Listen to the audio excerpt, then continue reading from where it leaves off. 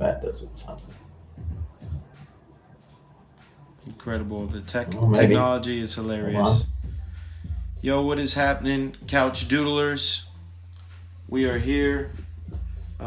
This is saying it needs me to connect to the internet. How is it not connected to the internet? Here we are. How you doing, Matt? Can you hear me? Yes, I can. Excellent. Can you hear me? Excellent. Yeah. This is all technical stuff. A lot of the audio is gonna.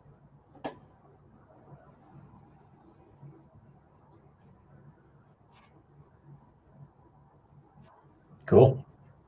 Yeah. Sounds good. Oh, cool.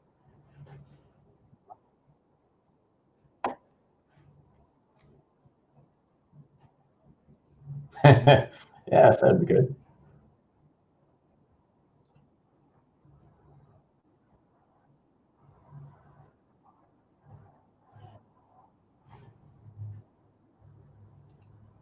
Oh, there we are. Yes.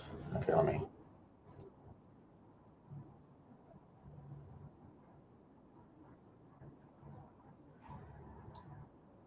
Oh, yeah.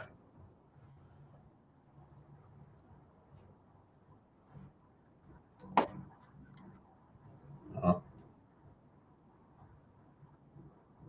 yeah. Can you? Yeah, I was gonna add my other screen as a second option, but hold on. Did it come back? Okay. Good deal.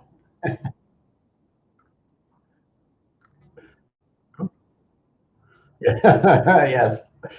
Always appreciated. Let's see. All right. Nice.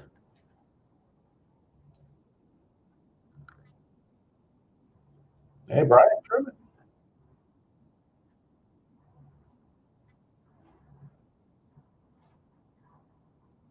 Yes, it is.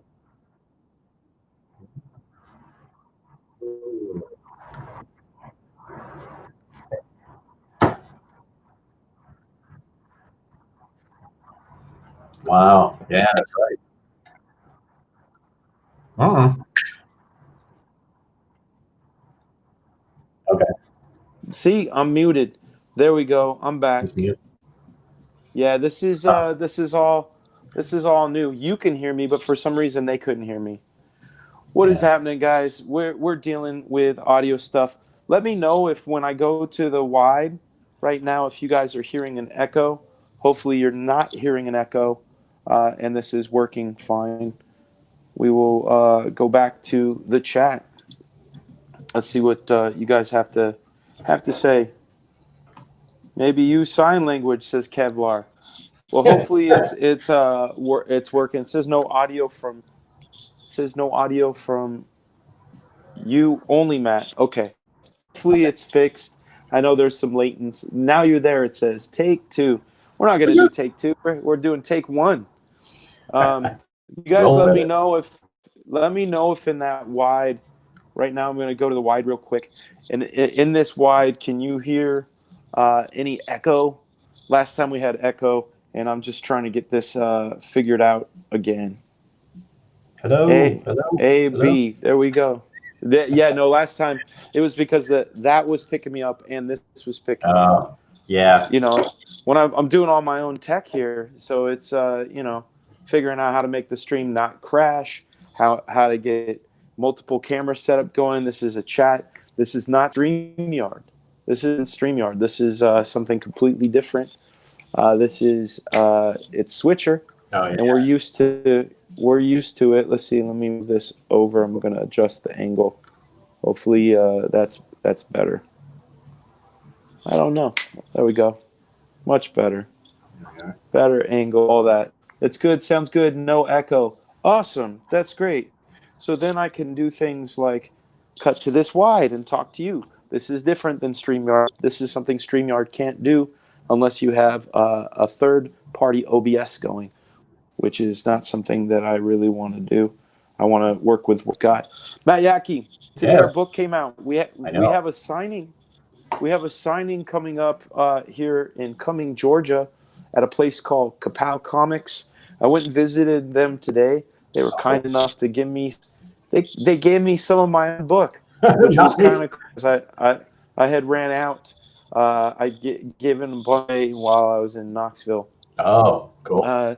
And today I went crazy in the issue bin because they have a really good back issue section. Oh, cool. And really good deals. So, nice. for example, they have anything that's $3 is only $1, and anything that's $5 is discounted as well. So I went and bought a stack of stuff. We'll go through that. Yeah. I got some new stuff, and then we'll be able to just gauge where my taste and everything go. Let's see. Dropping some frames, but the audio is great. It says that's good. Yeah, I'm getting a little. I appreciate in the back end. I'm getting a little choppiness in your voice. Okay, that might just be because I'm a choppy dude. Could be. I'm not sure. Let me move this camera again. Yeah, there we go. Adjusting. There it is. Haha. Yeah. How's your coffee tonight? Excellent. Warm. Yeah. I almost thought that was I think somebody needs to make a coffee cup that looks like a giant cup of noodles. So it just looks like you're sipping a cup of noodles all day long. There probably is. Yeah. Yeah. I want one. I think that's a grand I had to get out of the house, so I had to run to Starbucks. Looks like we have a question from Captain Hiltz. Oh. Hey, I picked up a copy of Extreme Hero #1, and it has number seal of approval. Is that uncommon? I think there were some, and it's like a thicker bag. And if I remember correctly, there were some limited edition ones. I mean, we're going back 25 years. Yeah. Encoding troubles, says Rooster Puncher. Well, I'll tell you what, man. I did everything absolutely possible to make sure that this stream can go as well as it is. But we're actually really pushing it with 3 devices and a fourth coming in via chat, which is a lot more than StreamYard. So if we're up and running, this is great. And this is if I have guests on, and I want to be able to have guests on and punch in some stuff instead of like StreamYard, which you can't do. I definitely want to tell you guys about tomorrow's guest.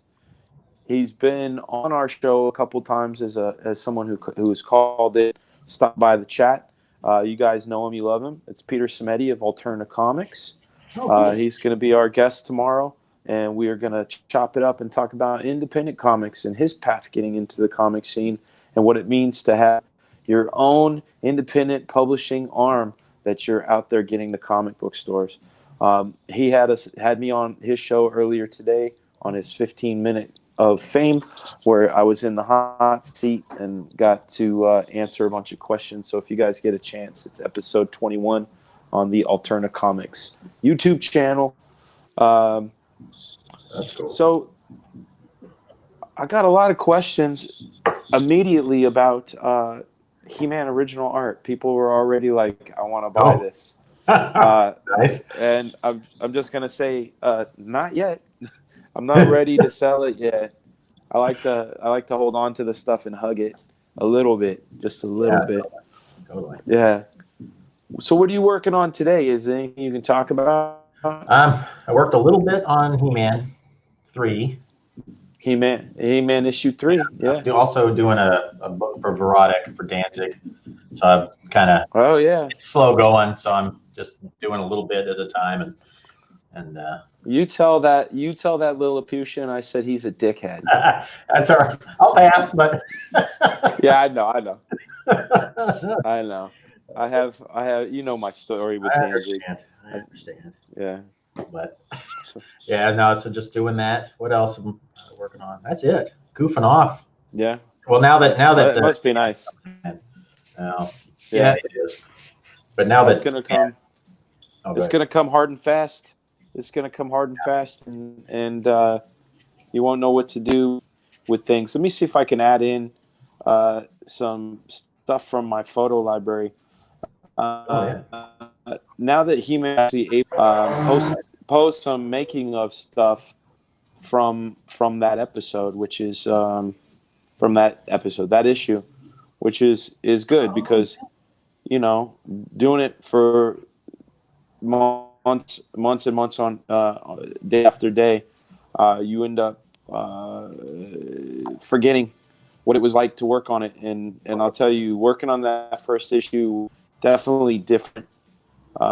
Definitely, getting back into the saddle and all that. Change. Let's see here. Big change in work. It is a big change. Big change. Let's see.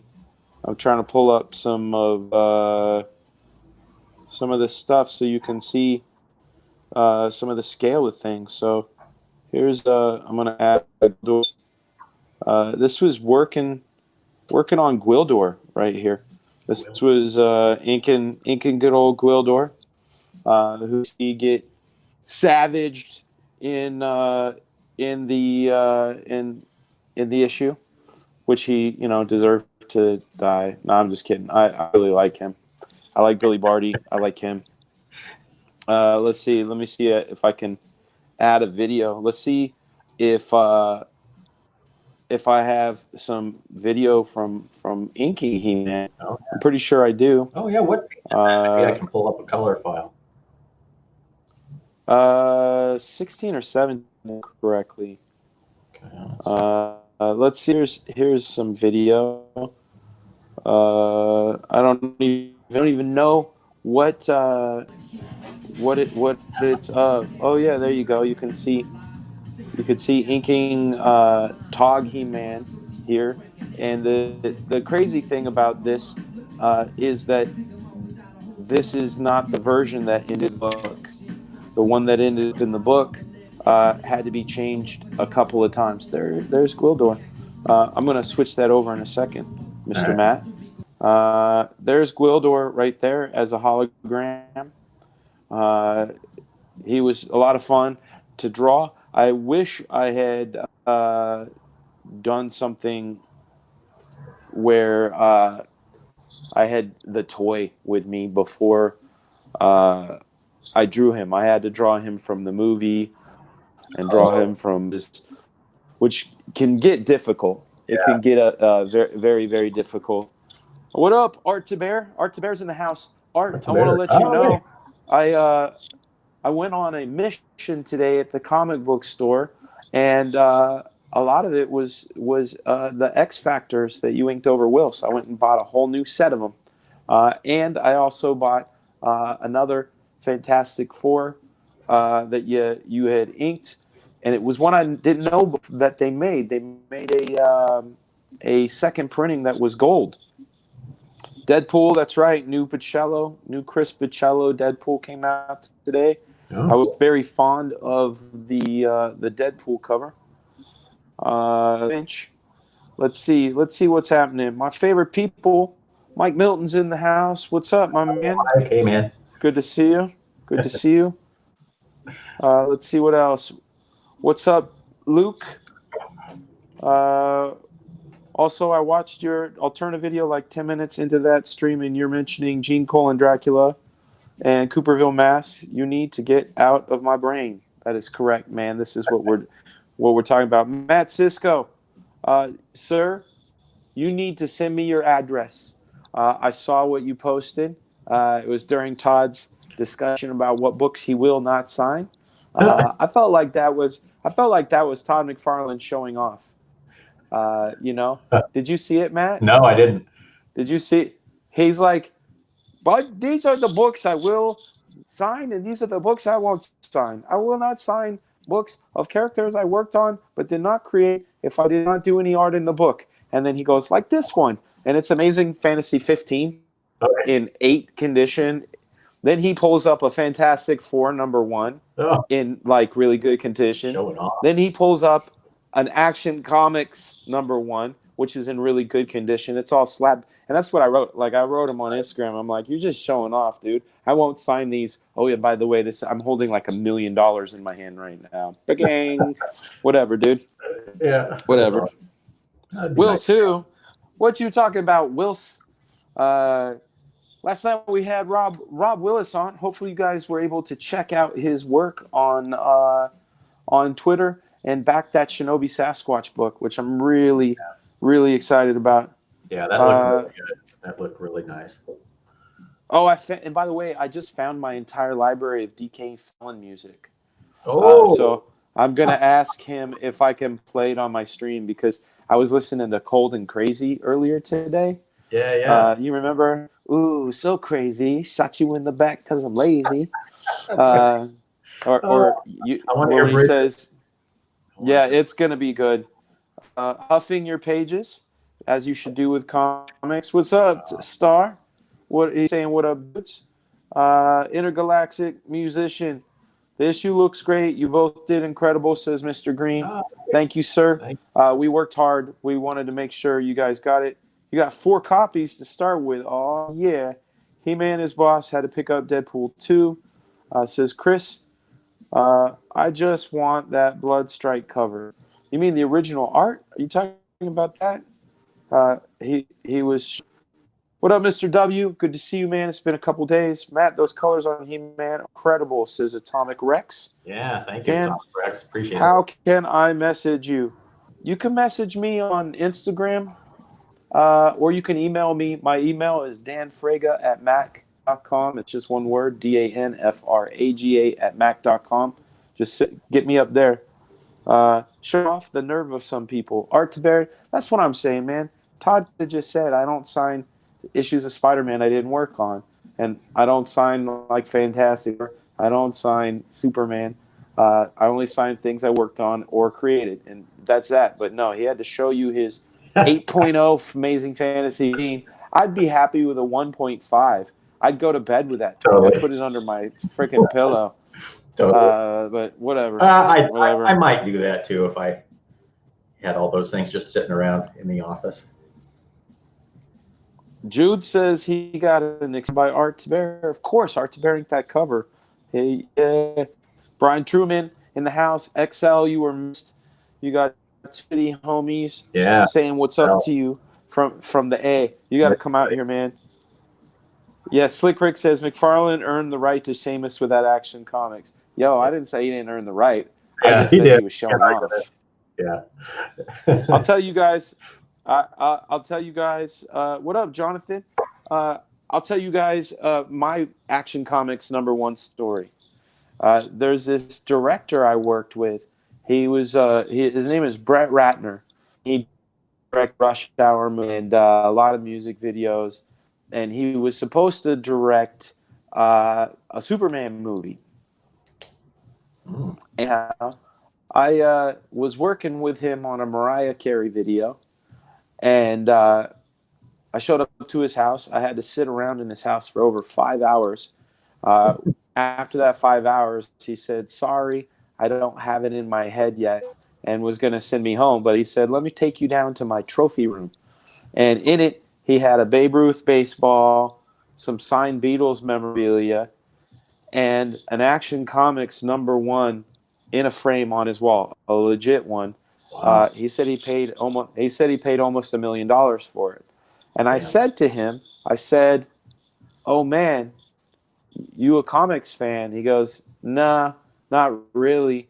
I was just going to direct the movie and thought it would be cool to have one of these. And it was at that point I realized this guy is kind of a dickhead. I mean, outside of the fact that he made me wait 5 hours to tell me that I'd be home and that didn't have anything for me, that was strike one. But then strike 2, check out all my cool shit. I don't really care about it. I just bought it. Like, come on, man. Come on. It's been like, I should have taken that, put it in my sock, knocked him upside the dome, ran out with that Action Comics 1. That would be pretty. It is what it is. Stan Lee would sign anything you put in front of him. It's true. It's true. He signed my baby. I'm just kidding. He didn't. Let's see. I have Action Comics #1, a nice $3 reprint. Yeah, I got one thing signed by Stan Lee years. God, what was it? It was the Marvel Masterworks Volume 1, X-Men. It was like, what was that, the first 10 issues or something when they first came out with those? I remember ordering that at 21st Century Comics and waiting for that thing. It had that hardbound. Yes, and I got hardbound with the embossed gold frame. Yeah, that one. And I got Stan to sign it at some little con in got a hotel in Buena Park over near Knott's Berry Farm. Yeah. And so I had Stan sign it, and then like 2 weeks later there was another convention and Jack Kirby was going to be there. And I was going to go and I was going to try and get him to sign it too. And for whatever reason, I don't remember now, I didn't make it, so I never got to. And then I think he passed away not long after that. That was 4. Is that when that was? We're gonna go through. Yeah, we're gonna go through the Fragaboom Hall. Two later ones that I paid more than $1 for. And then we'll go to the ones that I paid $1 for. And like I was telling you, these are issues. So I'm moving the Fragaboom cam right now, which is in black. They could still hear us, Matt, which is really cool. So you know, we can give commentary if you want. So of course I had to pick up Miss Stegman's Absolute Carnage number 5, the conclude of that series. Got to make sure I don't get that glare. Got a great Kyle Holtz cover. This is cover 5. I still need to get 4 and 3. They just happen to sell out. I got this yarn. This thing is kind of fun. I had to buy my own book because I bought Sun 302 just because of that Capullo cover. I bought some back issues. So this is some Frank quietly. What's he doing? Had to buy this quietly. I don't know. He's gonna be an interview guest soon enough. Sweet. I gotta line it up because he's overseas. You know, I gotta figure it out. We may just end up doing a tape one. This Batman annual is fantastic. Adams, Terrace, and Ball, and John Byrne. You can see the list, but this was my favorites. I actually got to see this back in 1989. I saw this original at a show. Yes, I'm a sucker for the Smurfs. That Batman. What's that? The video I'm seeing in the back room here is just still you. But if I watch YouTube, I'm like 15, 20 seconds behind, but then I'm seeing what you're looking at, the comics. That's why. Okay, and this is Rock and Rule. Which was a movie. I have that somewhere. Yes, I have that. That was great. We're getting into some classic comic smut. I'll just call it comic smut. $8.99. Of course, one of my of all time. Special edition number 1. I ended up buying a Art Adams annual. Ooh, look at this! A wonderful Cloak and Dagger appearance. A Kirby cap. Another one of these. Another one. And for the art to bear. Gold for. I didn't even know they had a gold edition. I'm assuming it's probably a reprint. Nonetheless, I'm having New Mutant 86. Big fan. Batman of the Fragaboom Hall. Nice. AB. So split screen. Here's B. We are back to this. We will then jump into. I'm finally the art. That's great. Yeah, I do remember that one. A very, very favorite one, that one, with the wonderful Art to Bear inks. But that's only half of what I ended up picking up at Kapow Comics. So hopefully you'll see some cool stuff. Phasing out their games too. They used to carry a lot of games. Wow, it seems like they were a pretty big gaming store. A lot of Yeah. magic and stuff going on there. From what I saw Well, online. that they have. Is that there? They have a lot of magic on aspect. Like all of their Xbox and PlayStation and Nintendo stuff Oh, isn't being phased out. okay. Yeah, that makes sense. Huh. This is horrible wine. Well, I guess that's Oh. what happens when you get it at it. Yeah. Yeah. Well, as long as it's not Georgia wine, you're probably safe. It's supposed to be from California, but it tastes nothing like California. Uh, What's up, Mister Big. Michael? Uh, let's see. I got my masters today. Dan, looking good. Thank you. We can thank Matt Yackey and 400 signed Bart Adams and George Perez. Man, you're lucky. I wish I had mine signed by. This stream is looking a little choppy. I'm noticing. Yeah, yeah. I'm hearing from See. my audio of you is chopping up here and there a good amount. Okay. Not always, but it goes through cycles. Why the internet connection? I don't know because I have the fast thing optimized. It may just be a huge issue, even though through there it might be 1, 2, 3 devices running through this. So that might be it. Also, Classic 4 found it in my long box. Don't know if it was gold though.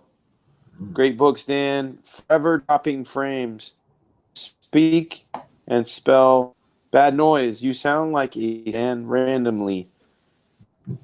yeah. It is a. Well, that's a bummer. I don't like. Matt, what do you mean? I wasn't even talking to you. Alexa, Matt, what I'm going to do right now is boot you out of the chat and see if things improve.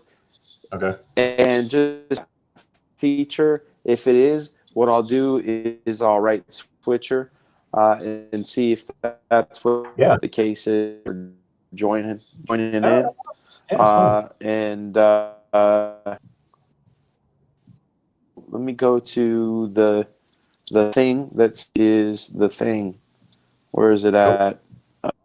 I had to turn it sideways. Chats say leaving the room. Room has been left. All right, see you later, Matt.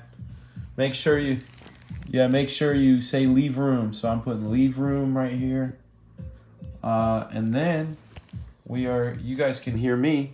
We're going to cut back to the wide angle. This is a different angle, you guys. You're used to seeing me sitting over in the opposite corner, and today I'm sitting in this corner. But what I'm going to be able to do now is change up and add this camera here, which we were just on, use as a remote camera. Add an input. Shizzle 2. We are in. Check. Ooh, I got echo.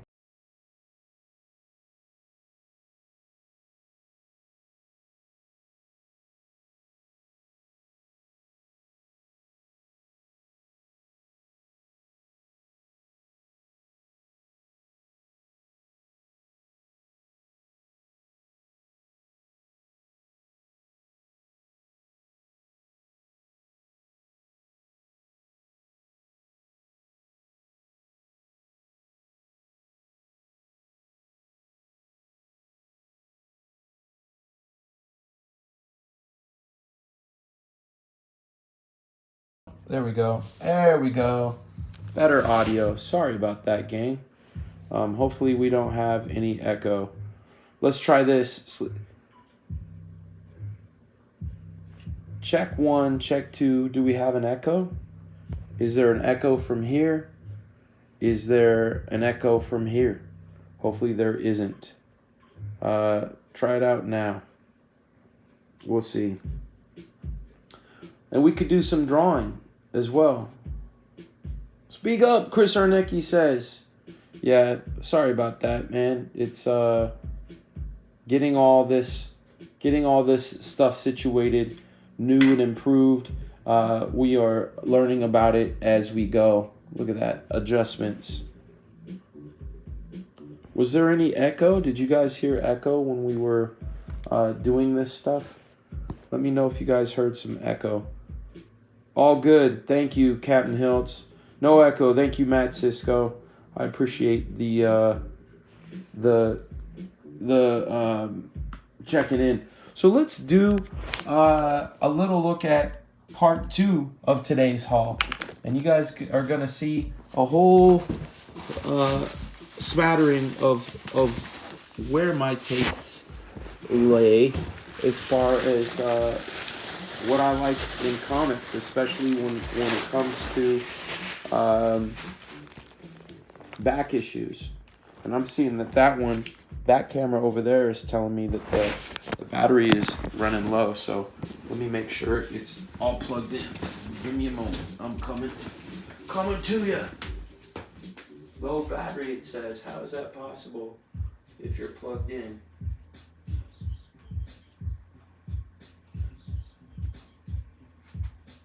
We may just end up losing this camera. Here we go.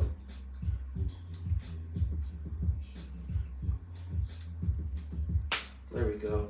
Now it says it's charging. Ta-da. Oh, such a sloppy show today. Such a sloppy show today. Thank you guys for checking it out. What up, D-Oots? How are you? Let's take a look now at Comic Book Haul number 2. It is a mighty stack. It is a very mighty stack. And what I'm going to do, hopefully, is just hold them up to the camera so you guys can see. This right here is an X Factor annual. What's great about this is it's got a lot of John Byrne art in it, but it's got John Byrne inked by Walt Simonson. And it's got John Byrne inking himself. It's quite the John Byrne extravaganza if you're a John Byrne fan. Let's see here. Let's go through this stack. I picked up some X Factor by Joe Quesada. $1. Some X Factor by Jay Lee. You guys remember when Jay Lee was doing crazy sort of Bill Sienkiewicz, but his own thing. Executioner song, still polybagged. Pretty darn cool. Pretty darn cool. Let's see. It says, how much did you spend at the comic book store? I didn't spend a lot. It was about maybe less than $100 because these books were all $1. Look at this.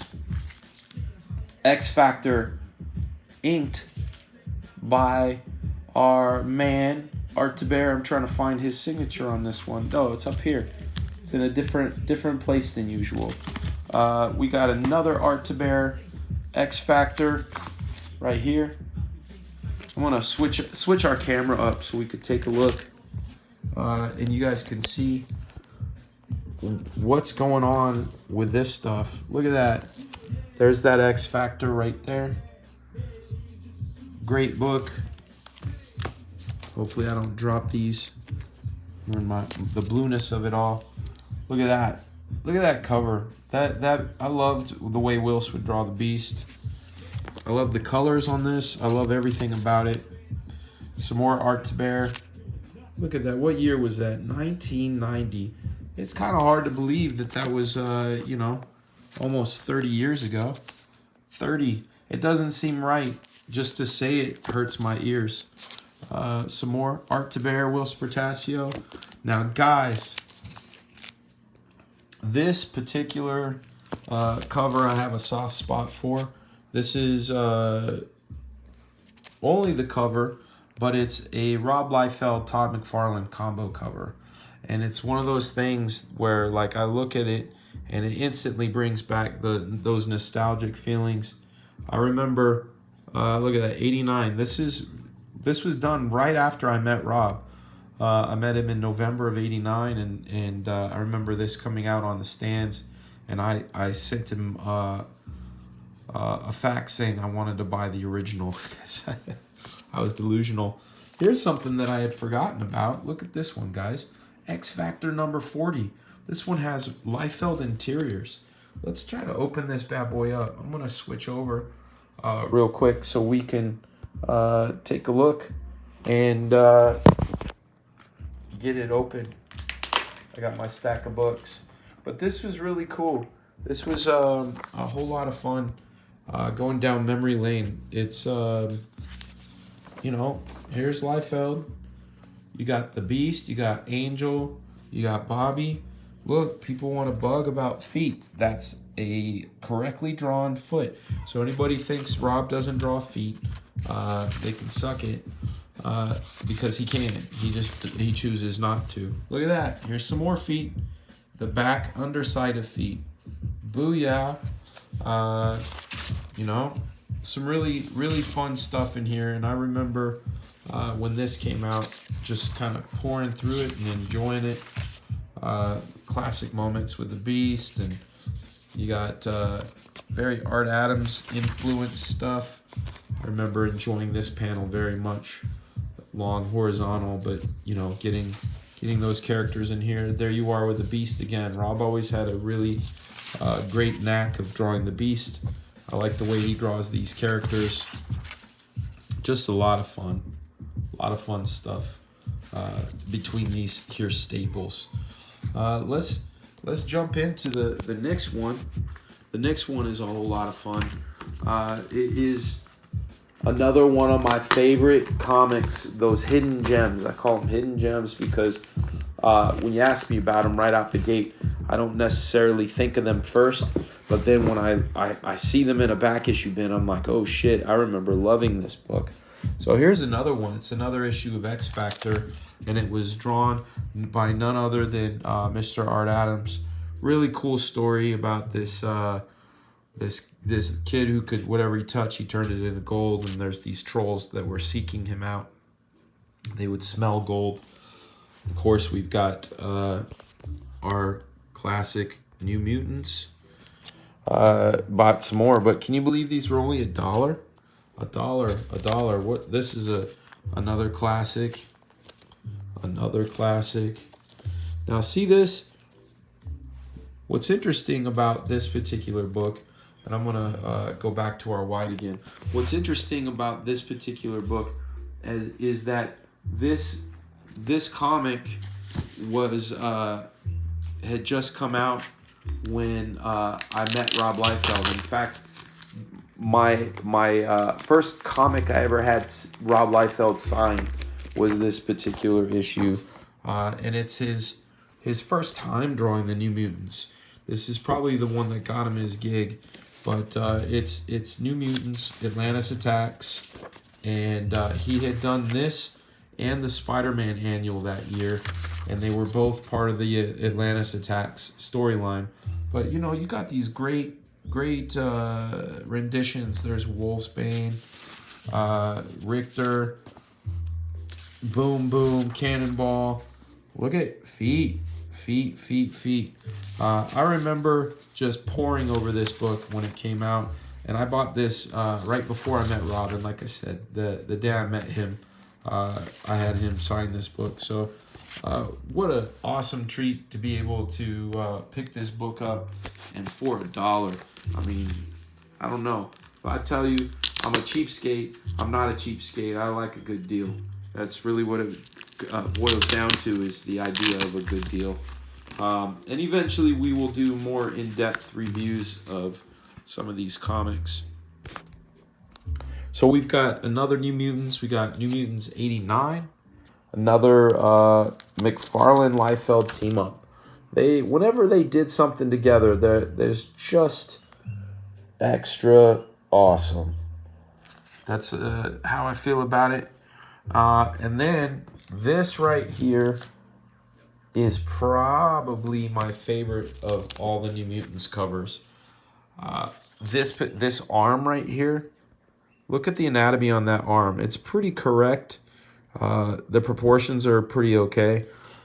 You got none other than Scott Williams inking Rob, and they did that job together on the What If Wolverine. This one here, What If Wolverine was an agent of S.H.I.E.L.D. I love it. It's the greatest comic of all time. But here we have this. But this was Scott Williams inking Rob, and I just remember adoring these lines. I mean, the line weights gave such volume to his stuff, and a lot of his stuff, especially when he was inking himself, had a very similar line weight about it. You know, let's go into the Frega boombox and take a look at who's in the house real quick. Got Jason Moore. What's up, my man? It's good to see you. Old Jay Lee is epic. Wilson Art awesomeness. Any Strowman X Factor?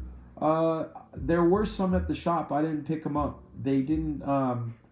They were. I liked this stuff, but it didn't resonate with me in a way where it made me want to draw, and that's really kind of one of the things that will kind of take money out of my wallet, is if it makes me want to draw.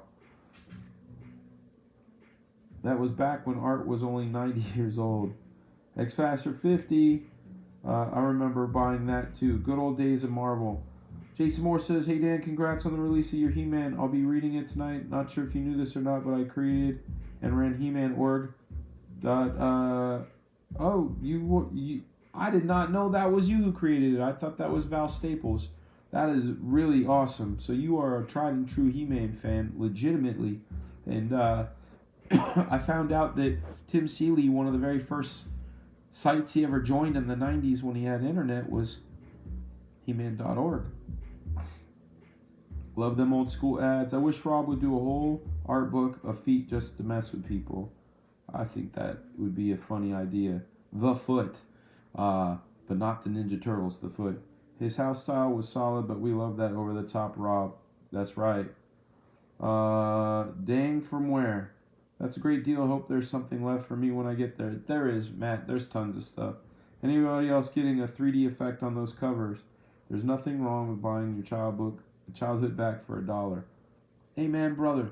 That is really what it's about. And also, I bought some other stuff that I had trade paperbacks of, but never bought the actual issues. And I did now because they were cheap. And even though this is $3, I got it for $1. So I got the entire Batman and Robin run, the Frank Miller and Jim Lee run of this book. And I'm going to give it a good checking out. A good old once over, as they call it, and give it my 2 cents. Maybe we'll do a whole review on it. I heard there was a lot of back and forth as far as it being loved or not. Some more quietly.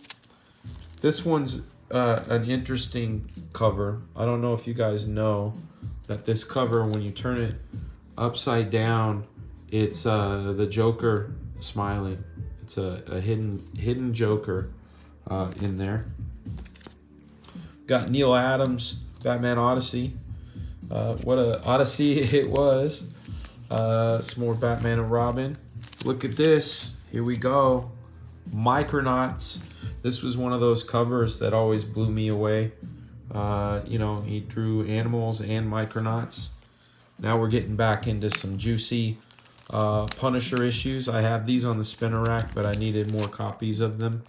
We got our Will Spataccio, Scott Williams, but more importantly, the Ken Brusniak lettering, who is our letterer for Black Flag. And of course, we had to rebuy those Eric Larson, Scott Williams issues. What a really cool series this was. And then, last but not least, I had to pick up some of those old school Wolverines that I drew back in the day. Back in the day when I was young. I'm not a kid anymore. But I still feel like a kid. And hopefully you guys feel like a kid as well. And you want to do things that excite you, like drawing and creating and sculpting and writing and making music. That's what we should all be doing if we get a chance to do it. Let me set these comics in here. Let's see. Let me go to the Frega boombox and see who is in the house. Let's see who's in the house right now. Anyone else getting a 3D effect on those covers? It's probably the blue light. Nope. That was me. Val took over 4 or 5 years after I created. That's awesome. The art is awesome on those Batman and Robin. Not so sure about the story.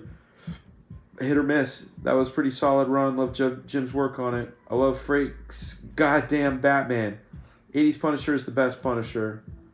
I will have to agree with you, except for John Romita Jr.'s 90s Punisher Warzone. That is. Wait, Todd didn't work on Punisher, did he? He did not. Todd McFarlane did not. Dan, is there one single comic run that you must buy every time that you see it, no matter how many copies you have of it? The answer to that would be yes. Dark Knight in first print will do the trick for me. Any Art Adams annual will do the trick for me. Long Shot will do the trick for me. Avengers Annual 10 will always pull my dollar.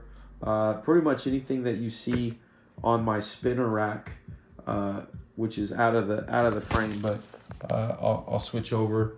Anything that's on this spinner rack ends up getting multiple copies bought. What's kind of interesting about this spinner rack is that it's filled with comics that are not in my comic boxes. I had a special box of stuff that I've always had near me when I bought it the first go round when they came out. Some of these aren't like this. I bought at a convention. It's for $20. Look at that. Did I overpay? I don't know. I wanted it. It was polybagged. It's in great shape. Yeah, I can't wait. I can't wait to eventually. What will end up happening, hopefully sooner than later in the next couple years, is we go from renting to buying, because we moved here to Georgia right after I became self-employed again. So I need to build up that history, at least a year's time, which we have, and saving some money. But I realized that I don't want to unpack all my books and all my comics and all my stuff until I have a place that we're going to land and legitimately call home. And when I do that, the comics are going to come out.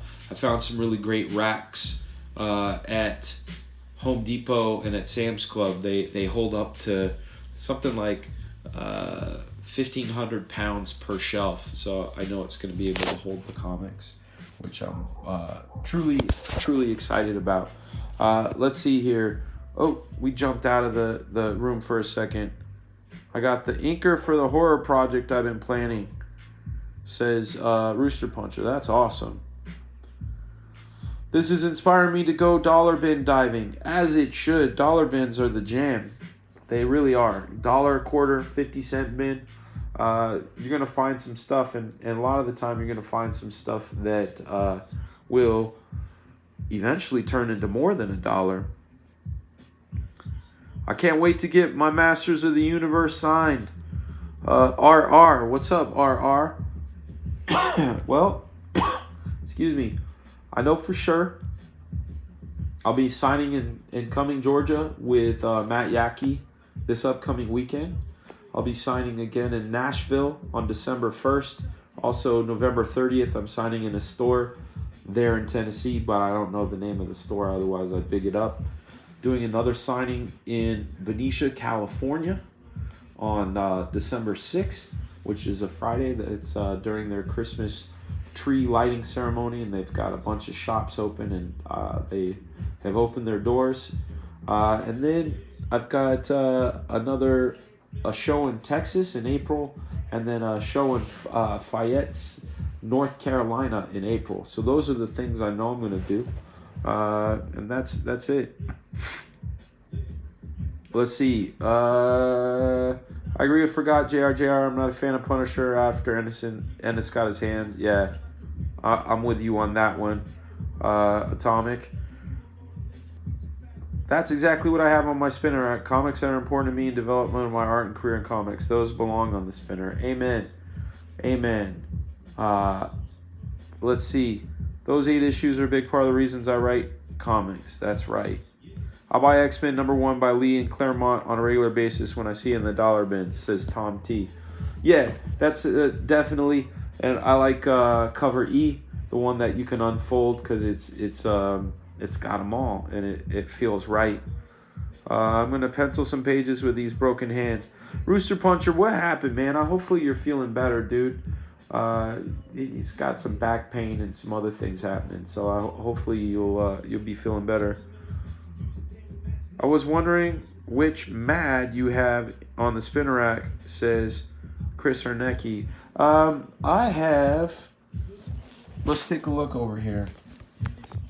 It's, if I remember correctly, it's down low. I've got his Spider-Man Wolverine. I have this very special edition of Ultimates 3, which is just pencils. I also have a couple other Joe Mad books in here. I just don't know where they are offhand. I don't have any Battle Chasers in here, which I should, but those are all boxed up and whatnot. So, but that's the Mad stuff. I really like his Ultimates 3. That to me is the pinnacle, aka the ultimate of his stuff. Let's see here. Who else is in the Fragaboom box? Rooster Puncher, where can I find out about your comic? Voidwalker is out with Alterna. You could grab it on their website. That's correct. Voidwalker is awesome. I'm having myself some Cabernet that was purchased at the gas station today. I had a very good meal of 2 pieces of trout and a large salad. I'm working on my fitness. I figured that I want to be in good shape and have more energy when it comes time to start drawing Black Flag. So I'm down 22 pounds. 22 pounds in the last month and a half. And I've done it by eating better, eating a lot of fish, a lot of vegetables, cutting out a lot of carbs, no sugar, trying not to eat before bedtime, those sort of things. And when I start to exercise, that's when it's going to be great. Going to turbo boost my metabolism and hopefully be a good thing. We're going to talk about plug a book real quick. And it is from my buddy, Sir Bobby Hall, a.k.a. Logic. It's a book he has called Supermarket. And let's read the description on the back, shall we? Let's take a look here. It says, Flynn is stuck, depressed, recently dumped, and living in his mom's house. The supermarket was supposed to change all that. An ordinary job and a steady check. Work isn't work when saving you from yourself, but the things aren't quite as they seem in the aisles.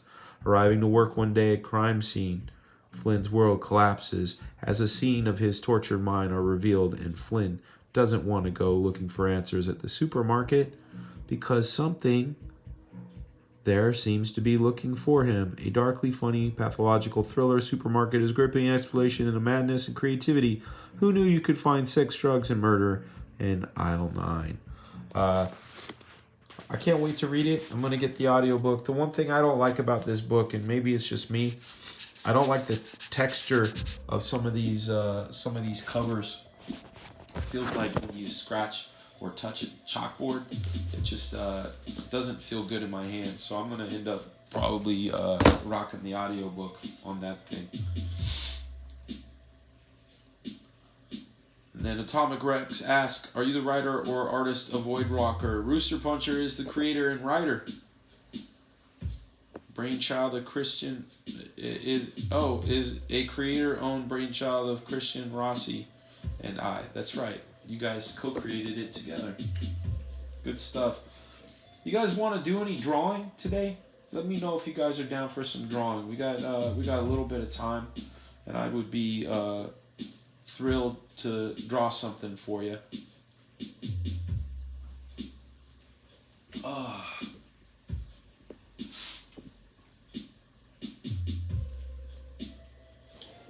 I'm gonna get this iPad fired up and get drawing for you guys. Let's see here. Gotta get it going like this. Start broadcast.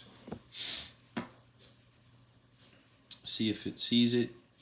It does. It sees it, and hopefully we will be able to have a great stream and not worry about this thing dropping out. You know, the chat, we saw the limitations of the chat, which are working out great.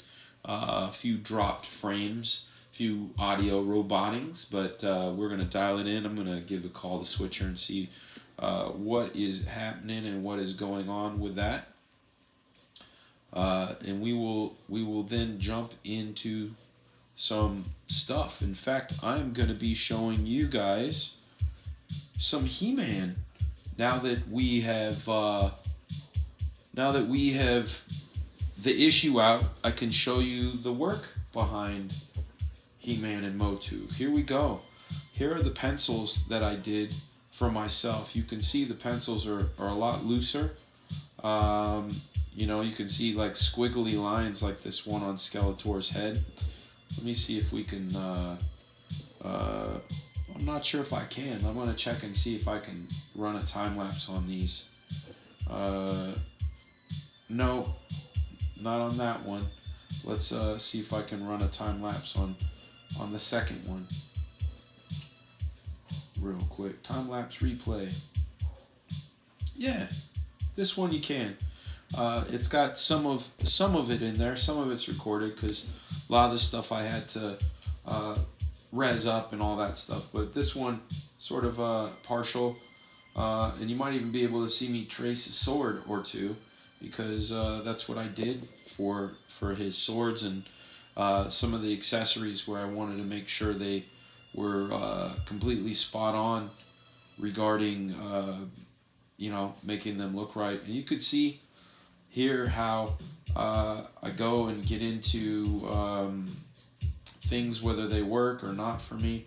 But this is essentially how I went in and took care of the penciling duties on HeMan issue 1.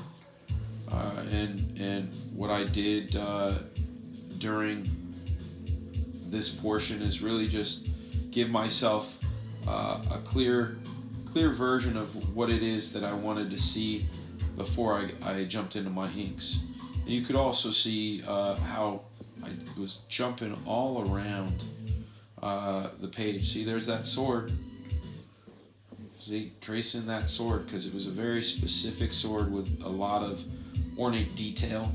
So when it came to that stuff, I would grab the reference of the angle that I needed it at, sometimes mess with it. So here, see, I turned off the layer, drew out the rest of it. So that's essentially my pencil process. But we'll go through these real quick, and I can show you what each page looked like. So we saw 2. Here's 3. Even when I pencil for myself, the pencils are pretty tight. Here we go. Here's some more of that. Here's that page. Page 4. Page 5. 6. 7. 8. This is the first page that Rich Friend inked. I inked up to here, and I inked some of the last pages.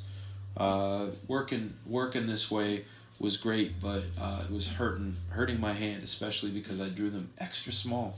And we'll have a whole episode dedicated to the inking. But right now we're just going through and talking about this. Here we got the sexy Evelyn stuff. Here, a lot of you guys with a keen eye will notice that the little HeMan, the Tappers of Grayskull HeMan, is drawn differently than you see him in the book. And the reason for that is I was working from different models than the one that Mattel had specified, which was kind of a pain in the ass. I had to redraw him like 3 times, which was crazy. Rooster Puncher says, draw Capullo's Creech. No, I will not draw Capullo's Creech. That is Capullo's Creech. So I'm going to let Capullo draw Creech. Sorry about that, man. Pumped to grab this book, says Tom T. Punch too many roosters. Nah, it's all good, man. I'd rather spend my time drawing things for Black Flag or HeMan. So HeMan while I'm drawing it, and Black Flag while I'm thinking about it, because we only have so much creative energy, and my creative energy gets pulled in many directions, whether it's Doom Patrol or Legacies or Bridgestone tires. In fact, I just did a campaign with a bunch of well, I can't tell you anything other than a Bridgestone campaign because I signed an NDA. Here's the double pager. A lot of people are liking it. This was another one that Rich had inked.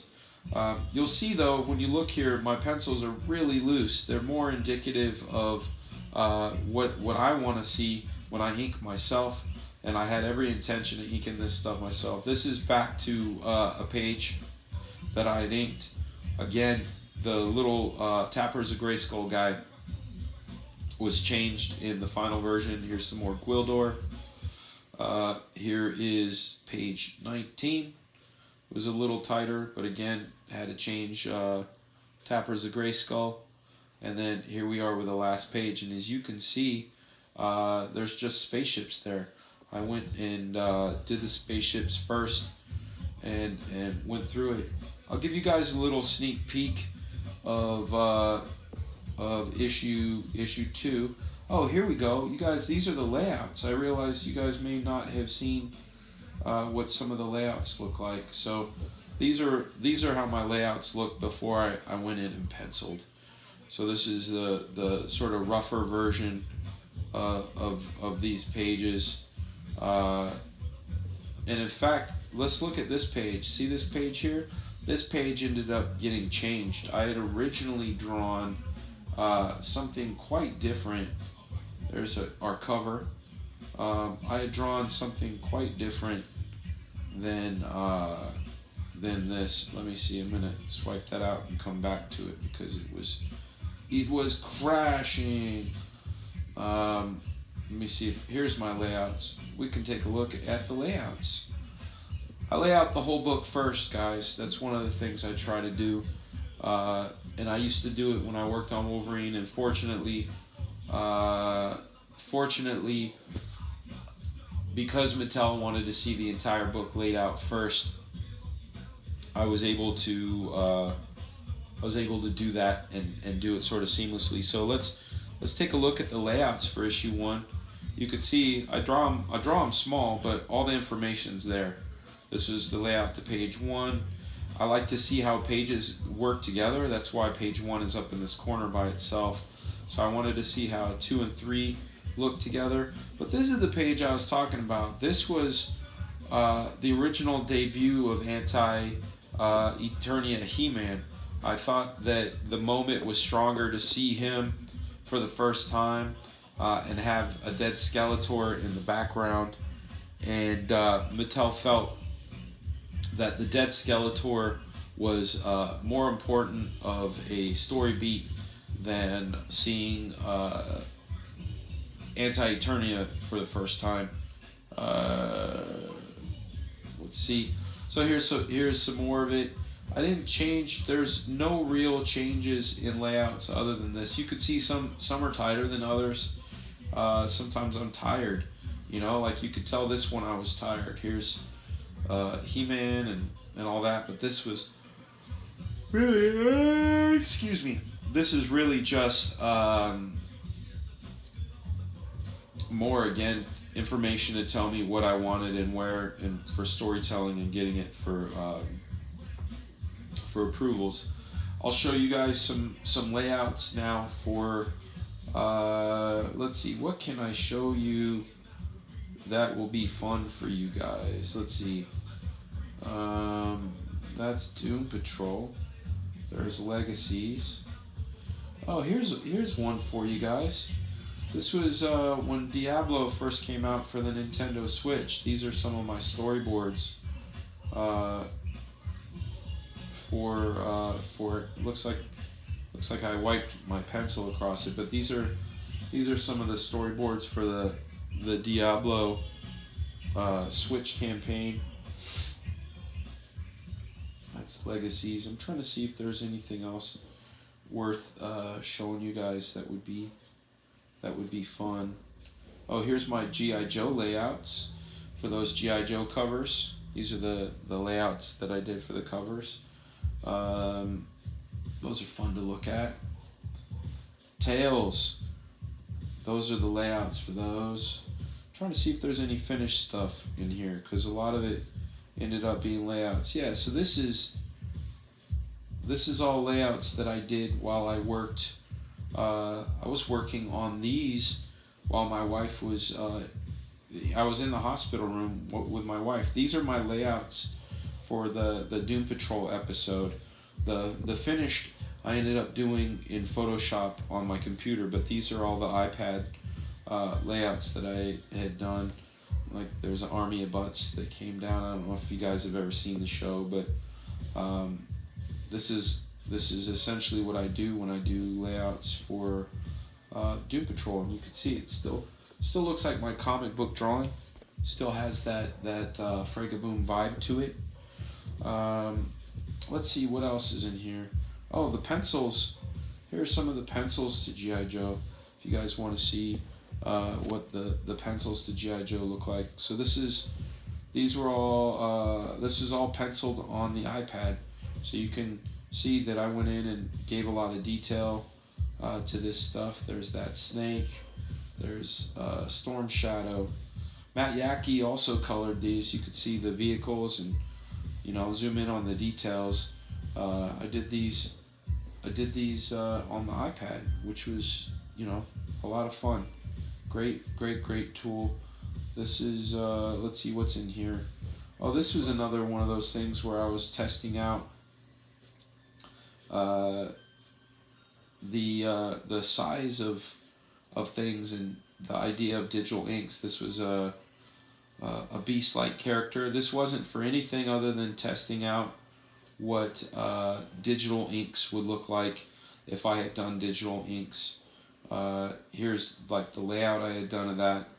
I liked the way this looked, but then I realized when it was shrunk down it was too tiny, so then I blew it up and I re-inked it using larger scale just to see what it would be like. So this will end up being sort of a process for Black Flag. Again, digital inks and such. Let me see what else is in here. Oh, here's some more. This was also another one of those digital ink tests. I wanted to see what digital inks would look like if I had done them. So here's Sniper with digital inks. I like the fact that I could do textures and things like this, but there was still kind of this missing factor that I didn't really care for. They were really clean, but not necessarily what I wanted out of my work, and one of the things that I do is I test things a lot before I work. You don't see a lot of what I do, but we've been sharing it on the show. That's why I've been showing you some of the development process. Speaking of development process, I want to show you the different layouts that I had done for the Masters of the Universe, Masters of the Multiverse variant cover. I'll show you the choices that I gave to Mattel, and you'll know immediately which one they picked. So we knew it would be Skeletor. I thought a screaming Skeletor face with his hand up would be a good one. I thought a profile shot of him with burning embers would be going. I thought that would be a good idea. Him taking his Havoc staff and smashing it into a rock.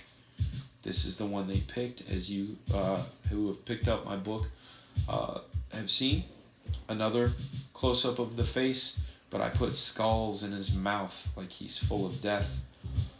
Here's one raging into the wind with a cape blowing. Another one holding the Havoc staff towards camera. Another one of him doing the Skeletor laugh. And then the old half a face. Clearly they picked this one.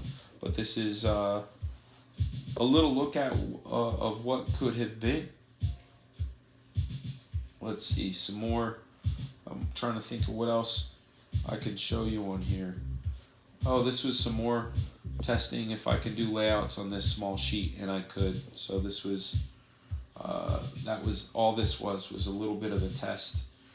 Test. You guys know this one. Look at this. That is a scan from, look at how good that is. You can still see some of the pencils under there. You can see the faded ink. You can get right in there. This is a super high resolution version of the Frigga McFarlane cover of Black Flag 1, which you guys got to see some of the pencils too. This one was fun. This was, it looks different when it's small, right? Looks almost photographic. My daughter had asked me if I could draw what the sky looks like when we drove to school, and when I drew this or / painted it, I tried to do a version of it. So as you could see, she had some stuff, but she said do sunrise. So I did this, and she's like, you're not doing it right. But then I showed her like silhouettes and the sliver moon, and she said, Dad, that looks just like what it looks like when you drive me to school. So that was a lot of fun. What else is in here? Doom Patrol, don't need to see that. This one called Stack. This has a bunch of different stuff in it. More experimentation. This was an idea of a Black Flag double pager featuring all of our characters. We had Gorilla here, Raiden there, Sniper, Rascal doing a flip, facing off against some people. I'm not using this layout. I don't really care for it too much, but it was just sort of an idea. What else is in here? Drawing a hand, drawing a robot. You guys have seen that. Messing with the perspective tool. This was a sniper that I don't like, but I was testing out using the big chunky pencil with some thin pencils, but it's an ugly drawing. I don't care for that one so much. Here, let's watch. This one was a lot of fun. This is Baby Hulk. Let's watch the time-lapse replay of Baby Hulk. You can see how it was done. And I remember drawing that when I was hanging out with this guy named DJ Crack. So I was just doing some sketches, playing around with color. Again, this is all just like messing around, but here we go.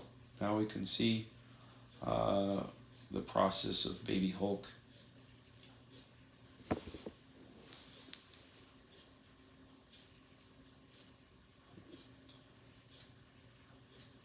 What up, Comic Vantage? I'm gonna take a look at the Frigga boombox while you guys take a look at the Hulk.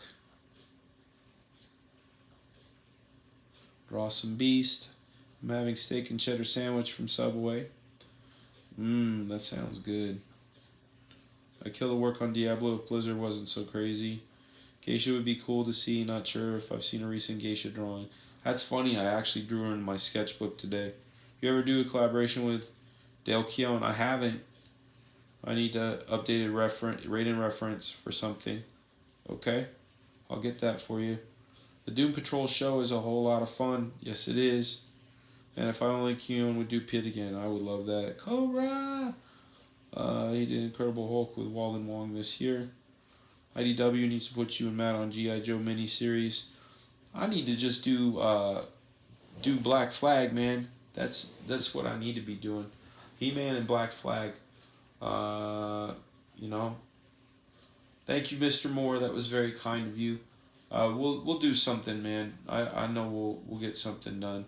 Just Ben L says just picked up HeMan on my pull list and I'm pumped. It looks awesome. Had a chance to read it. Heading to work and we'll read it in the morning. Let us know what you think, man. Those are badass. Thank you, Leg Kick. The secret sauce. Yes, the secret sauce. We have secret sauce. JMS Raven X says, got that Black Flag ash can in the mail today. Heck yeah, I hope so. Who would you cast as Sniper in a Black Flag film? I don't know, man. I mean, I had ideas back in the day, but like it's 25 years later and all those guys are old men. It's something I'd have to think about. Instead of Rarg, does he go wah? Yes, he does. He says wah, Hulk smash-ish. I'm pretty much disgusted with the big two, so I didn't buy any comics. I need to go grab this HeMan. That needs to be a plushie. Good news, my nephew Oaken was born just now. Congratulations, man. Mazel tov, as they say. Let's jump into some drawing.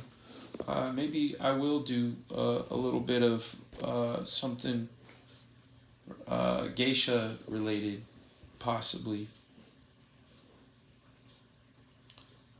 Boom. I was playing with the idea of messing with the way her hair looks and messing with some of the idea and kind of modernizing her, but not too much. Let's see what happened to the music. My iTunes ended up crashing. So,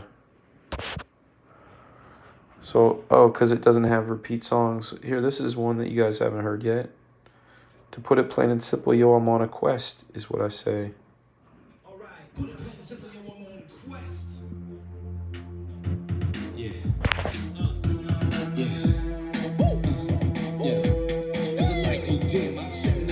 Anyhow, let us start drawing something. That'd be a good idea. Geisha, dropping it in. Okay, so some of the ideas that I had regarding geisha, let's make sure we're in the right pen, is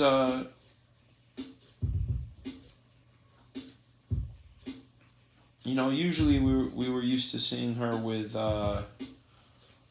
sort of long flowy hair like this.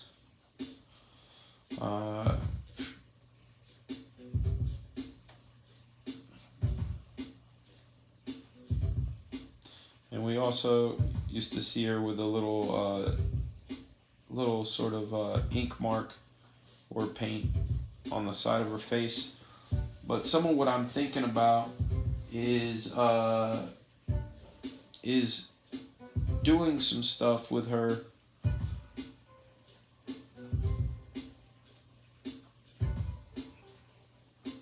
where I shave the side of her hair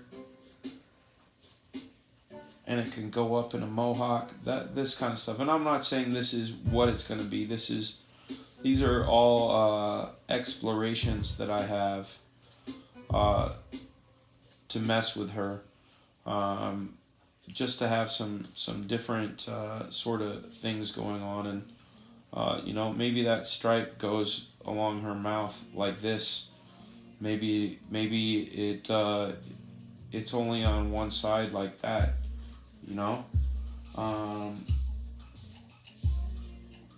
Let's see.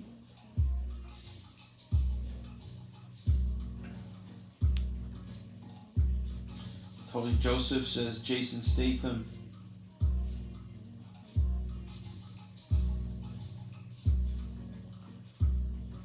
John Hamm is Sniper. That's funny. JMS Raven X asks, what are you doing with G.I. Joe? I had done 3 covers. There's a 4th cover that's sitting chambered. I'll show you guys that 4th cover real quick. It's just sitting there, literally waiting to potentially be turned into a cover.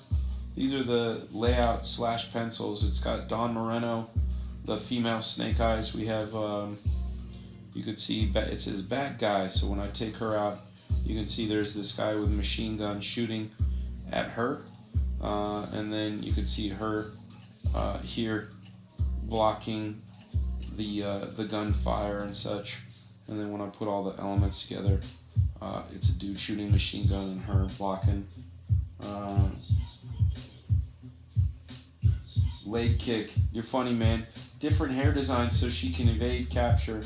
No, she's in addition to her being a badass of a Black Flag, you have to remember that she's also sort of the Tony Stark of the Emoto company. So when she goes places, she has to represent in the same way that Tony Stark would. High fashion, looking put together, and those sort of things. So I'm treating her very much like if Tony Stark was a woman, very powerful woman who could kick some major ass, that has a tech and gear empire at her hands. Statham can't do anything but speak in Cockney. Is that correct? Roadblock. Goals. All right, and then when it comes to her design, I wanted her suit again. Like I said, I'm thinking about the idea of being like a female Iron Man. So I wanted to have different silhouettes that could go bigger or smaller. So if let's just do a rough of a female body. And again, guys, you guys know I'm the first to admit it that the ladies are not my strength in the same way. I don't have the same confidence in drawing them that I do in drawing male characters, but I'll get better at it. I'm working on it. So if we say this is our basic silhouette or form. This is how fast I'm doing it. You see, I treat it more like sculpting when it comes to drawing the girls, because a little more hip. Got that comes in here. So now that I have this, what I'll do is create a new layer. I'll get big chunk out, and I'll think about shapes, like the classic 90s. Got a classic 90s shoulder pad, because we like shoulder pads. Maybe big around the neck area here. Maybe only one shoulder pad, breastplate, some of that stuff we looked at on Pinterest. I really like that interlocking system that we saw.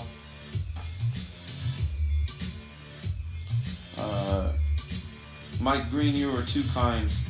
I think it's really just about how I feel when I'm doing it. What artists do you favor in the way they render women? I like Adam Hughes. I like Dean Yeagle. I like Art Adams. I like the way Dale Keown used to draw women. So when I'm thinking about her gear, I'm thinking of it in sections, almost the way that you would a transformer, because I want her armor to be able to do things like the Iron Man armor, And if, let's say, she had a backpack on here that looked sort of big, like this, that could potentially sprout wings that she could fly with, or those same wheels could flip up and go here and here, and suddenly she has her suit turns into a motorbike. These are the kind of things I'm thinking about when I'm working on her design. You gotta see boobs and butt at the same time. Yeah. That's funny. Yeah, I forgot. Let's see. I'm trying to remember how to do it. Hold on. the old extreme version. Okay, yeah, that's right. It's this. That's it. And then this. Boob and butt. It's the twist, right? There we go.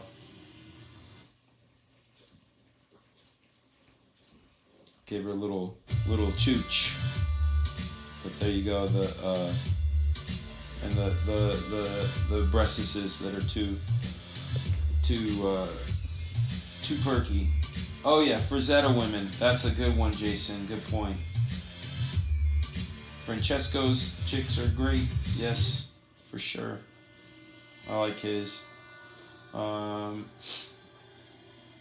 Yeah, so then with her, I try to think of her as almost like her armor could be like a Swiss Army knife in a way. And maybe I'll do some things where, take the femininity out of it and just do something like this where one of the arms is like completely oversized because it's a utility, but it also can transform. What I try to think about with her is maybe potentially that big arm isn't necessarily big at the first go around, but much like the nanotechnology in Big Hero 6, maybe this technology has a way of moving and building upon itself. It is a Moto industry, so a Moto could come up with the idea for it. So from here, with these big, remember the rejects and Cyberpunk's big old boots. So something like this. She's a little short, so what I could do is I can take these layers, group them, tap that group, transform it, make her a little bit taller. Let's take the distort, make her a little bit there. I like that. Okay, ungroup it, boom. Take this out, delete this group. Now we're fine, we're back to that. I could take this, reduce this layer down so we can see some of how this stuff would function. Create a new layer, go back to Beast Pencil. Leg kick, have a good time of your work, man. Gary Franks, women, Brandon Peterson too. Artist Black and White was all over that twist. Bam. John Malin's women are perfect. Alright, so from this I would go, okay, I'm thinking about like what she would look like if some of that hair was, and I cut some of that top off, so we're not going to mess with the hair right now, but I'm going to take some of these shapes that we put in there and mess with them. I don't want any of this stuff to look too uniform. I want it to have a bit of a slight organic feel, not so much like a Darkness Witchblade situation, but something that's not super slick, almost kind of prototype-ish. And again, remember when we took a look at the Pinterest stuff, I'm doing it from memory now, but like I really liked that interlocking stuff when it was in the ribs. I could take this and run with it, that stuff, and then go under here and make that a mesh that comes up and in here, and section this out. So one of the reasons you saw a lot of that stuff in the 52 designs, what I call the sort of seams that you see in costumes, are there to help the illusion of depth. And what I mean by that is, let's say you have Superman's arm coming out towards you, like here's the thumb and the fingers. This is going to be bad, but let's say this is Superman's arm coming out and towards you. Okay, there we go. What a shit hand this is. Let's just not pay attention to that shit hand as I keep drawing attention to the shit hand. All right, so you got this, and the way of creating depth with it is to really just give it like contours in the rendering.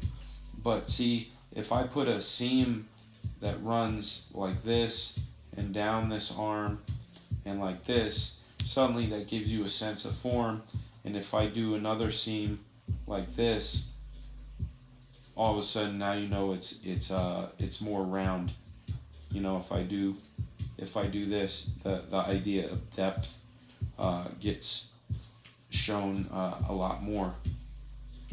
So that's sort of the concept of why, like on like drawing her breasts, obviously anybody that's fan of breasts wants as much form indicated without overdoing it. So if I put that there, it gives a sense of form. So here I want to mess with the idea of that interlocking theme again, almost like these things can become unlocked and the shape can change. But so I'm thinking about again those shapes, maybe even put some screws or divot things here. Said I wanted this to be sort of stacked. Those aren't very feminine shapes though, so I would take some of that out. I wanted it to be a little more sleek,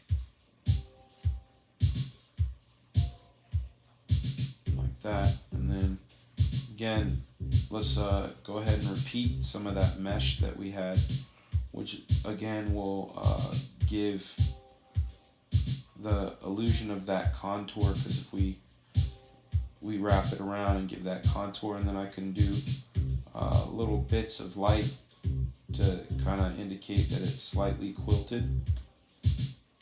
Like this, if we come in and do something like that.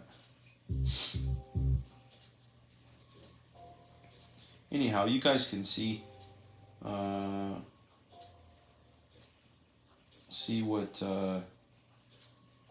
what's going on here. So maybe some exposed tech here. Again, I like putting texture on things. Like if I did a knee pad, for example, right? I can do the old classic 90s round knee pad, but something that will give the illusion of depth. See, if I do this like this, it gives the illusion of depth. But another way to do that is if I put the sort of nubbins on the ends, you get the idea that it's got shape, especially if I put little cast shadows underneath. Suddenly that has it more round sort of vibe. Here's her excuse me, her hand I want augmented for strength.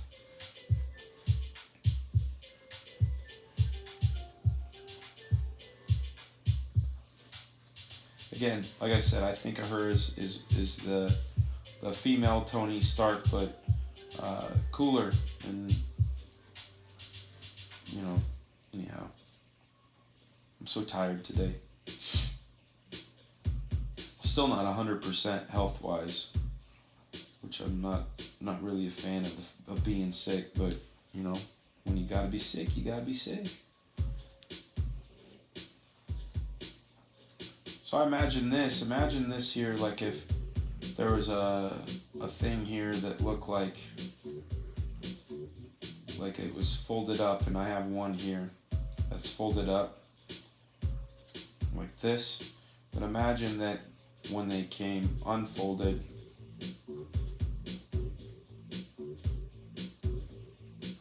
it was something like that.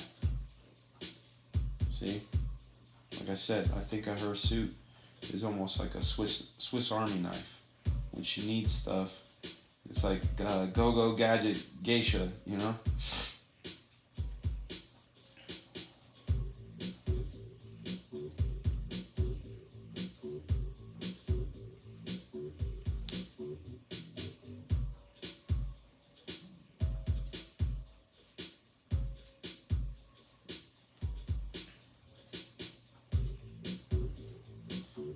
can go back to that mesh here. We'll just say that'll be one of the design cues, is having this mesh.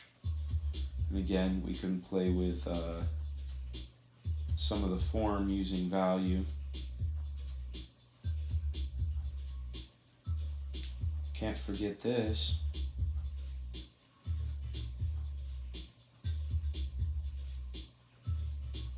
Of course, we'll take an eraser to it. Oh, that's too big. Take an eraser to it and ding it up a little bit. Battle damage.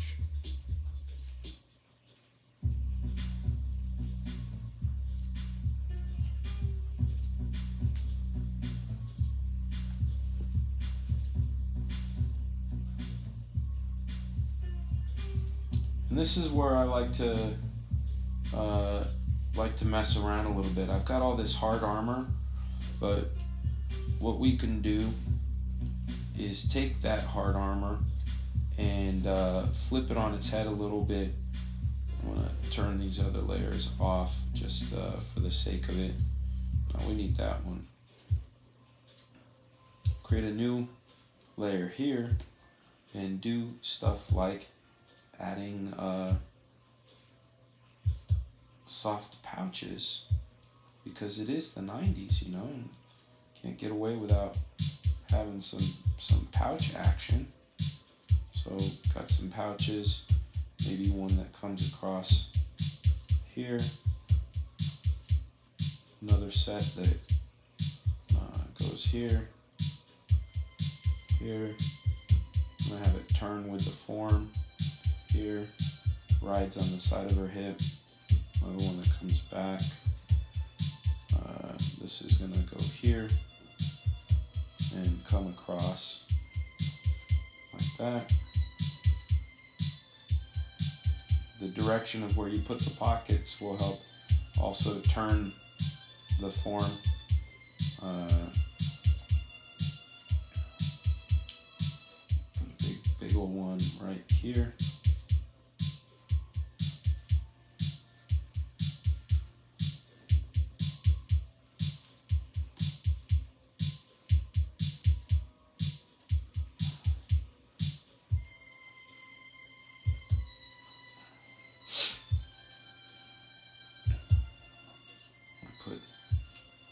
Things that hold it in, like little suspender type things, like that.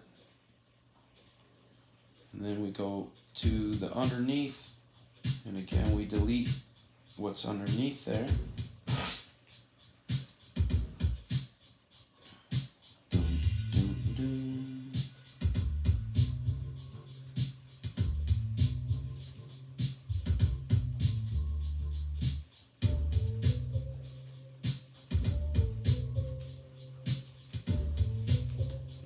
That back up, merge that down,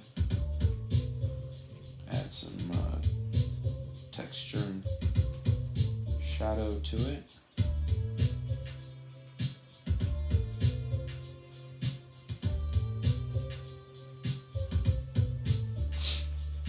Anyway, you guys get the idea of where I'm going with this. This is sort of the idea that I'm going for with her.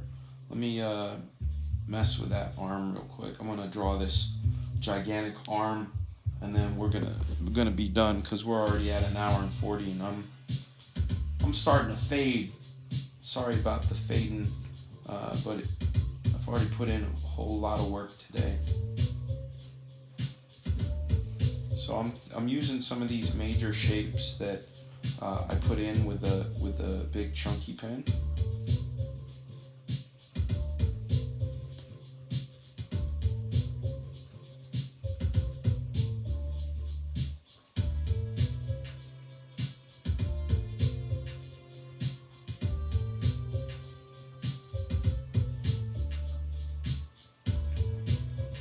Hoses and cables. Pouches equal success, says Super Duper. Super Duper, welcome to Couchdoodles Live. I don't believe I've seen you here before, and if I have, I apologize. But it's really great to see new faces for sure. New names.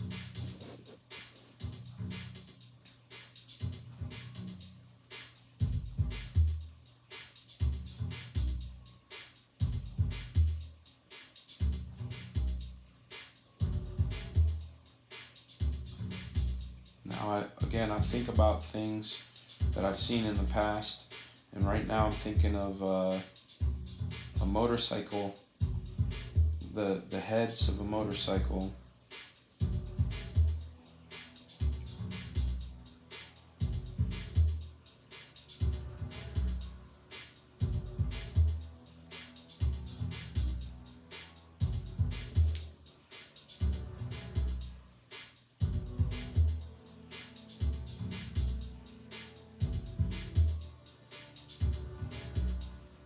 Saw the stream with EVS. Man, that's awesome. Ethan's an old school buddy of mine.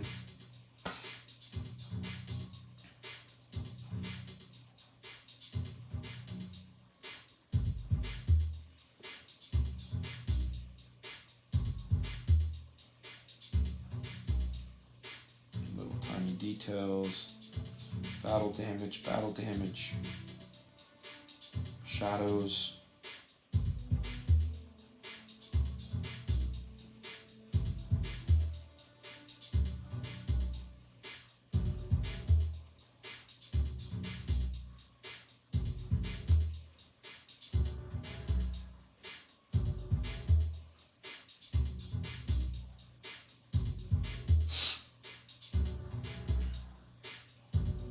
Tetsuo arm. Yeah, exactly. Tetsuo slash, this is almost how I draw Trapjaw's arm as well in HeMan, the Masters of the Multiverse #3.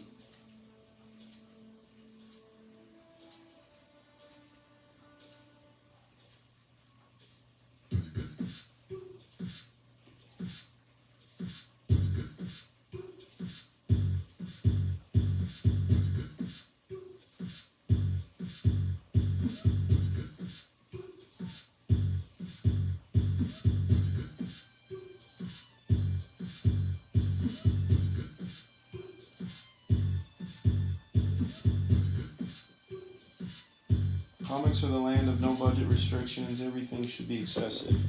Amen, brother.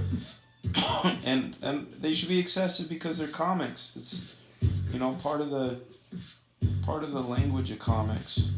I'm gonna take Kevlar Blast Shield's advice that he always gives me to black it out. Give it the idea of a feeling, the impression of something.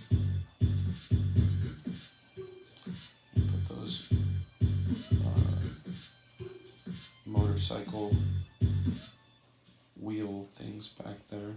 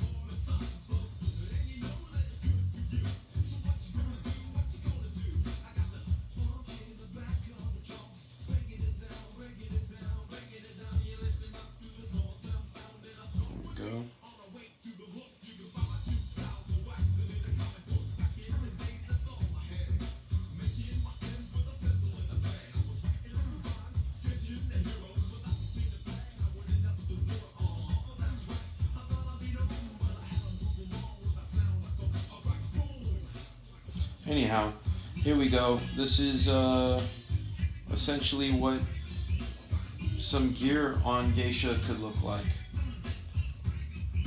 There we go with that. So that's how I'm seeing Geisha. Oh, don't forget her face before I go. Fine. I'm gonna have to group it though. The problem I have is what I was seeing in my head I was seeing her with some crazy hair. I don't want a new group of a new group. Jeez Louise. Let me go back. Bam, bam, bam, bam. Okay, this goes into that group. This goes into that new group. There we go. Now we can scale the whole thing as separate. Ooh, not what I wanted. Uniform. Boom. Gets wicked on the rap attack once again. Alright, here we go. You wanted to see her face, so I'm going to go in there and get that face going.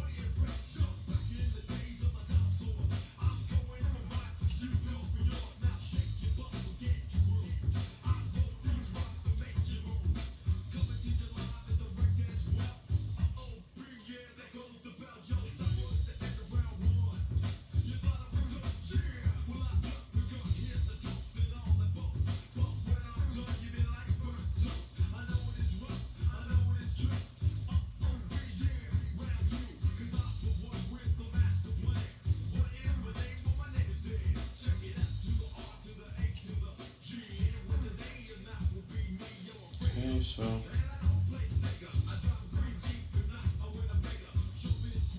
trying to think of what I'm gonna do.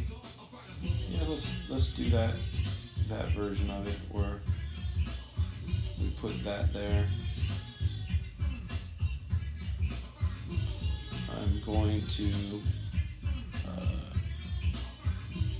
reduce this and create a new layer to mess with the concept of hair, but since this is the side that's showing and this is a conceptual side and we want to show that it's shaved on the side,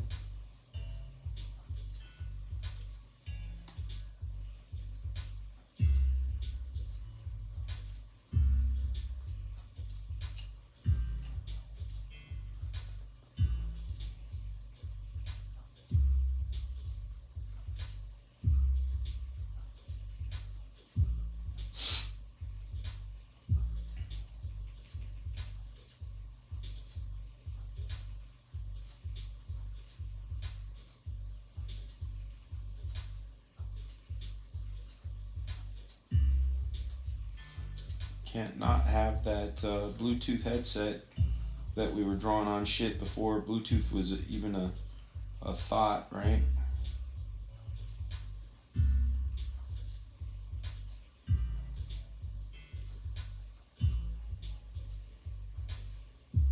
Let's do that mesh again in there. Put some more fun stuff.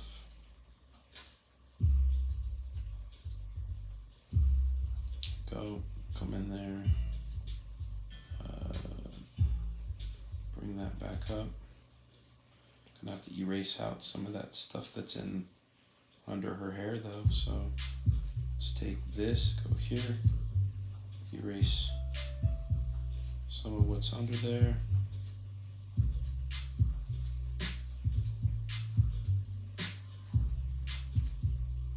Bring that back up.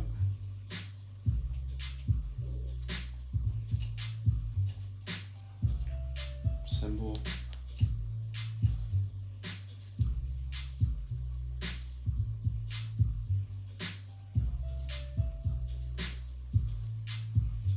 There we go. So this is somewhat of an idea of what she'd look like. Let's just be funny and just for the S and G's of it all.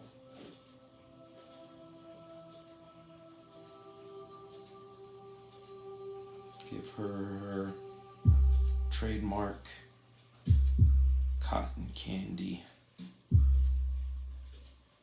hair.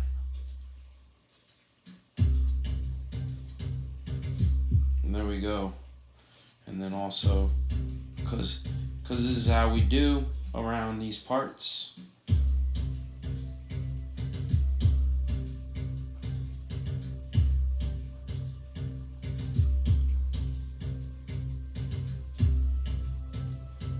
There we have it, ladies and gentlemen. We have a rough and tough geisha design, and hopefully you guys have been digging it. It's been fun to explore concepts with her and hang out with you guys doing this. We've been at it now, and I want to say this, especially since Rooster Puncher is here. The stream did not crash, and we had many devices. We did get a little clippy when it was chat time, but we have 1, 2, 3, 4 devices on the stream, plus we're watching the box right here. We have that many on this very private network for streaming, and we did not crash. So it was a crash-free stream, knock on wood. Anyhow, I hope you guys enjoyed the stream, and there we are, back at it. The colors are good. If you guys have any sort of questions or anything you'd like to ask, I got about another 5 minutes. Raiden looks weird. I'll draw a Raiden possibly another day, but tomorrow we have Peter Simeti coming on as our special guest. Peter Simeti of Alternate Comics. I know that Rooster Puncher knows him. I was on his show today, on Peter's show today. I had a good time, and I invited him to come on through. So definitely hit that like button, please. We want to spread the word, increase that algorithm. Check the descriptions. I'm fairly certain. Let me see if I can see it. Yes, you can see that there are links in the description. You can find exclusive Couchdoodles and Fraggle Boom apparel. You can get my blank sketchbook, the Couchdoodles sketchbook. You can see other products that I use and believe in. Keep the channel going. If you want to help the channel out, you can send me a PayPal, because I'll tell you where that money will go. It'll end up going to paying for this extra fast stream, non-crashed, as it did not crash today. Thank the heavens for that. Give you guys one more last look at Geisha before we close out. But this is just an idea. Remember, these are not exactly the designs. They're just ideas. And I'm going to say to you guys, if you have any questions, obligatory time lapse. Yeah, let's do it. I like that. Thank you, Chris. Do you have any art done for the new Black Flag book? RB3, how are you, sir? Mr. Barry. I have layouts for the cover. I have the book written. But I've been so busy working on HeMan that there has been no opportunity to draw the layouts, though there's a lot of it up here. In fact, when I wrote the thing, I did a lot of little thumbnails and such. Let us do, as Chris Ornacki says, the obligatory time-lapse replay.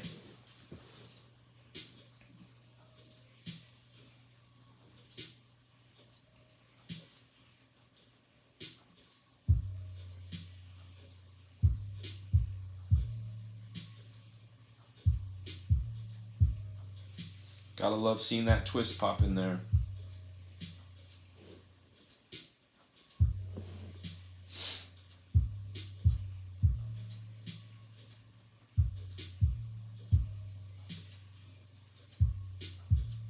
Comic Vantage, do I know you? RB3, you know him. That's right, Rooster Puncher. You've read my outline. You know what's gonna happen. No spoilers. No spoilers. Was that? Oh, it was. I just saw obligatory time lapse question mark. But there we go. That is it. Here is the up in my face cam. Here is the wide cam. Here is the old Frank-a-boom cam. We can even flip it and get all up in my eye. I'm looking at you. See that? That's what's amazing about this software that I prefer over. Look at, see, there's that. Now I'm gonna look at you. Looking. That's what you look like. Flip. But if I want to look here and flip it, boom. That's me looking at you, and that's us. I flip that back. See that? Selfie. Bam. There. That's us looking at each other. See how I can do that? Such a cool thing to be able to stream like that. Anyhow, guys, thank you so much for joining this Couchdoodles live. It was more of a just kind of mess around type of day. Got to see the awesome haul that we picked up from Kapow Comics. We also got to promote the new HeMan that came out today. I really would love to know what you guys think. I have a lot of making of. I recorded a lot of video when I was inking, a lot of bits and pieces of the process. So hopefully I'll cut something together and maybe make a pre-made sort of situation. And anyhow, you guys have been awesome. Do me a favor, put some comments in there if you guys have any questions. I love answering questions. It could be about pretty much anything. The main thing is to get that algorithm, seeing that there's interaction and love on the channel. What does this say here? Is Dr. Blasphemy logo above you? No, it's a @ symbol, I believe. I believe it's a @ symbol. Wide shot of Pensadam. It's a team effort. He's got his plan and outline. Yes, sir. Look at me, looking at you, looking at me. Feel better. Thank you, man. I think you duped us. It feels more like he boy. He boy. It very well could be. It could be he boy. Good stream, Dan. Thank you, Mr. Cisco. You guys be awesome. Here's the other thing we can do. I keep forgetting that we can do all kinds of fun things like where is it at? I know it's in here. Usually it's like one of the first things I see on this bad boy, and now it's not even showing up. Let's see. Magic. There it is. Magic hue. This is my favorite part that I can do to this room, is I can come in here and change the vibe. Green light, blue light, purple light, but this is where we keep it right here. I like keeping it in that zone. Anyhow, you guys be well. Be excellent to each other, as Bill and Ted would say. Very tired. I'm sorry, my energy level isn't great. If you want really exciting energy level, go see a Liefeld stream. That man has tons of energy. Today I'm tired. Worked my booty off, as you guys do too. So find something that you enjoy, like a glass of wine or whiskey or beer or vodka or refreshing water. Don't discount water just because fish have sex in it. Enjoy that water. Anyhow, you guys be great. This is the end of the road. See you guys tomorrow with Mr. Peter Smeddy. My name is Frank-a-boom.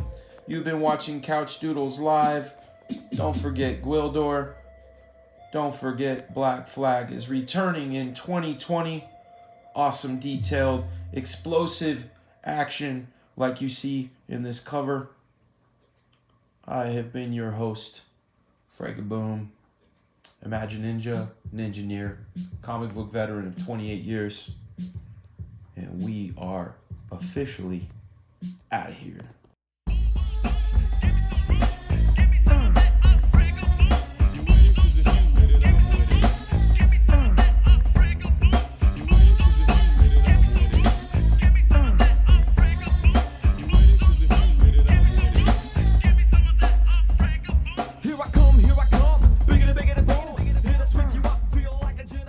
DMC in the face to beat, boom!